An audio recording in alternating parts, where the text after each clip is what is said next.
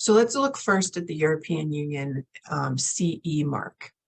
What's different about this to the US system is the US system, in many cases, product certification or complying with regulations is often voluntary in the US.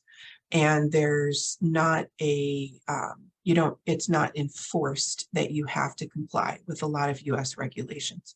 Obviously not most of the FDA regulatory, but a lot of electrical or software, things like that, they're industry standards, but they're not US government requirements. That's different in Europe.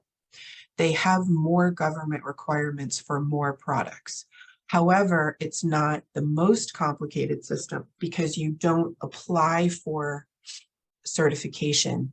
It's an honor system where you are expected to understand what the requirements are, to comply with those requirements, to document all of that, and then you basically sign and say that you are compliant. China's CCC mark is different. It's more regulated and has higher standards in many ways than the CE mark, which is more regulated and has higher standards than the US expectations.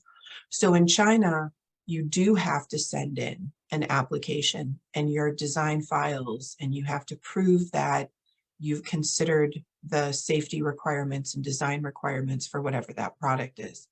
They're going to want to test a sample of the product, and they will come out and inspect your factory. If your factory is in the US or Mexico or China or South Korea or wherever it is, and if you don't own the factory, they're still going to come inspect the factory. Canada has kind of a blended system, so it's more similar to the US.